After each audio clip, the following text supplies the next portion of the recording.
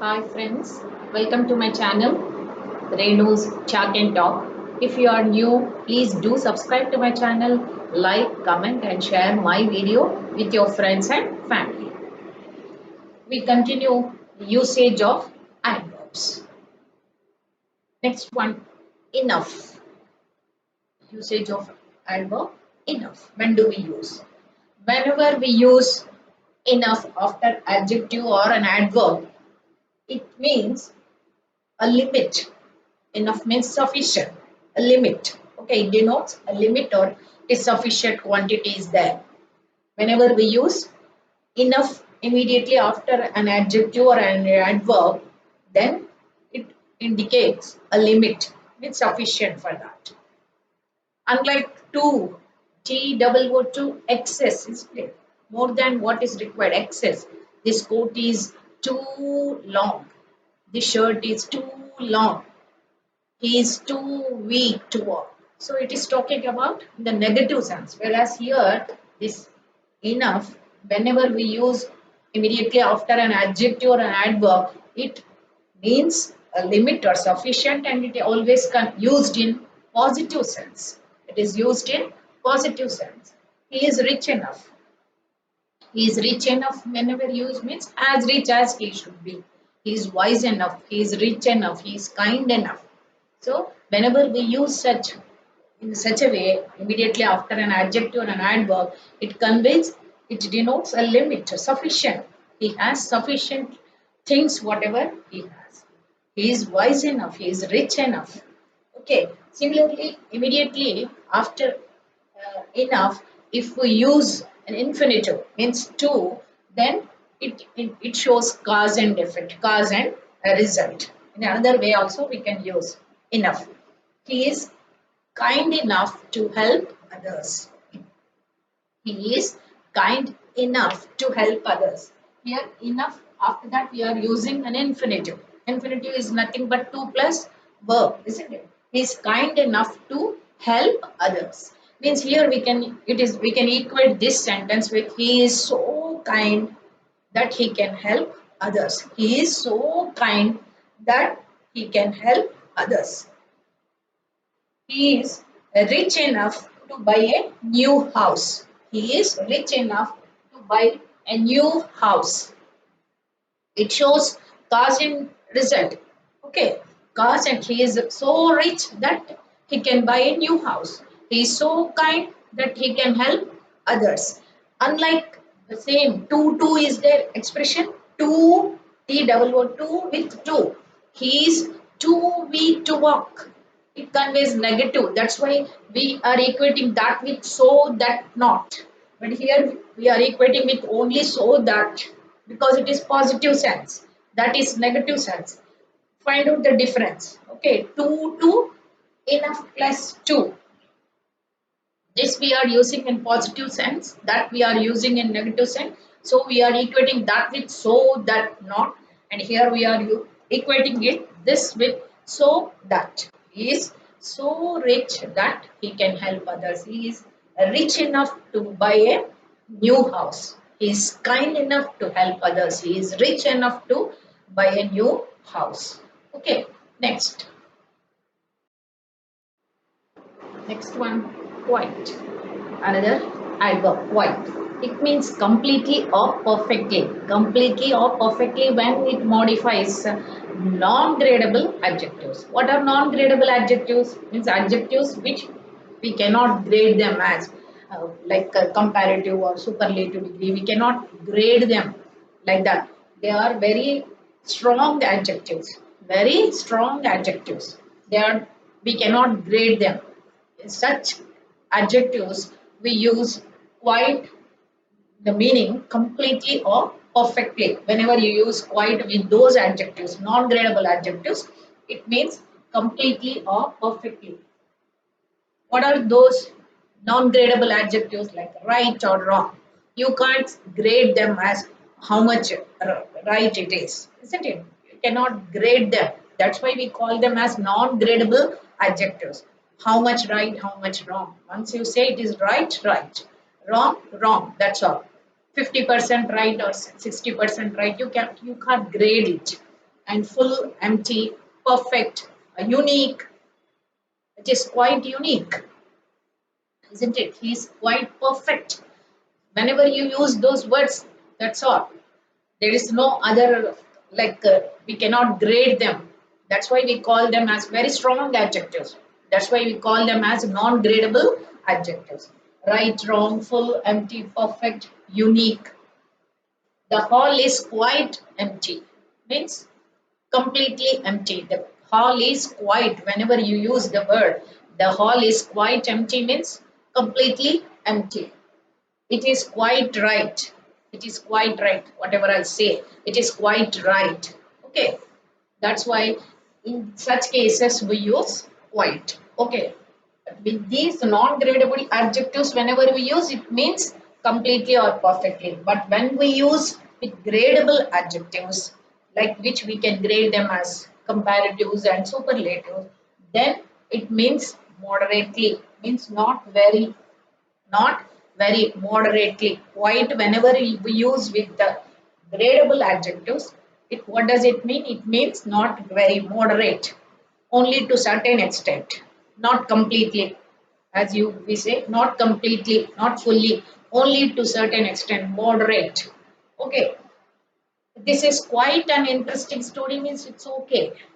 Okay, not fully, not completely an interesting story. It is quite an interesting. Okay, to some extent it is an interesting story. That you mean. It is to some extent only it is an interesting story. So this is quite an interesting story. She is quite polite. She is quite polite means to some extent only she is polite. Okay, not completely. So that is the difference. When we use with non-gradable adjectives, quite means completely, perfectly. When we use with gradable adjectives, quite means only to certain extent, not very, only to certain extent or moderate. Clear? Next. Fairly and rather. These two, they denote moderate degree. Not very moderate degree, but fairly we use with favorable adjectives and adverbs, whereas rather we use non-favorable adjectives and adverbs we use. That is the main difference. Fairly we use with favorable adjectives or adverbs, and rather we use with non-favorable adjectives or adverbs. Look at the examples. Kavya did fairly well in the exam. Positive. Okay, fairly well in the exam. She did fairly well in the exam. Okay, moderate degree only, not very well, but she did fairly well. Not very well, fairly well. She did fairly well in the exam. That is the meaning. Shravya is rather dull. Means not very dull, moderately dull, you want to say. So this is well is favorable adjective or adverb, favorable one, and dull is non-favorable or unfavorable one.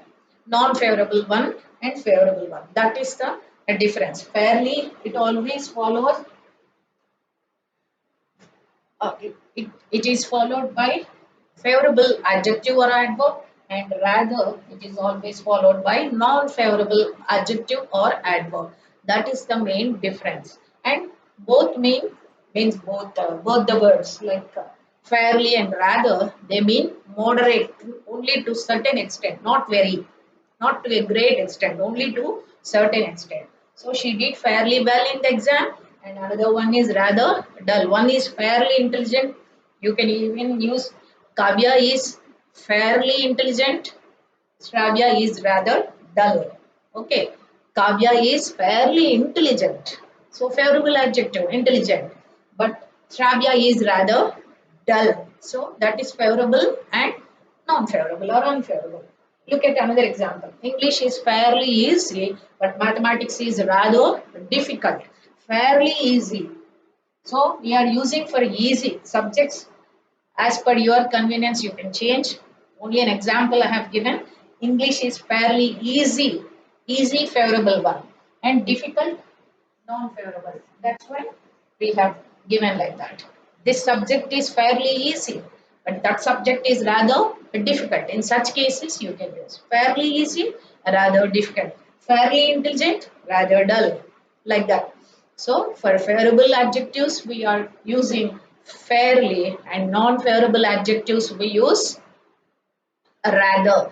But both these words they mean to only to certain extent, not very great. Okay, moderate degree. They express only to a moderate degree. Next, else and other. Else and other, usually else always should be followed by but. It is the combination. Else we should go with, usually we use else with nothing else. I don't have anything else to say. I don't have anything else to do. I don't have anything else to do. Anything else, nothing else, something else, somewhere else. I can't go somewhere else. This place I like it very much. I can't go somewhere else. If I am posted somewhere else, I can't go somewhere else. If I am posted somewhere else. So somewhere else, anywhere else, something else. Even for questions also, what else can I do? I have done many things. What else can I do? You just tell me what else can I do? What else? Something else. Nothing else. Okay. Or anything else. No one else. No one else could tell me the story. No one else could tell the truth. Like many ways we use else. Okay, but the important thing is else is always followed by but. Else combination is but. Similarly, other. Other is, it always should be followed by than. Don't club these two, else with than or other with but. Always else to be followed by but and other to be followed by than. Look at the examples. Rohit has no one else to talk to but his wife. He has no one else to talk. No one else to talk but his wife. In correction of sentences, mostly they give like Rohit has no one else to talk to except his wife. Rohit has no one else to talk to than his wife. Like that, correction of sentences they give.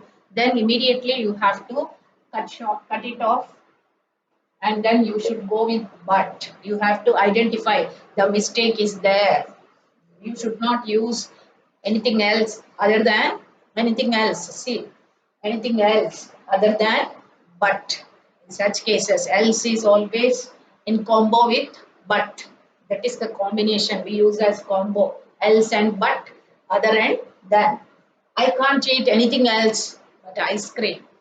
Somewhere place is there. I can't eat more than this. I can't eat anything else but ice cream. Ice cream if you offer, I am ready to eat. But I can't eat anything else if you give, I can't. Okay. Such cases we use. Always observe else and but combination.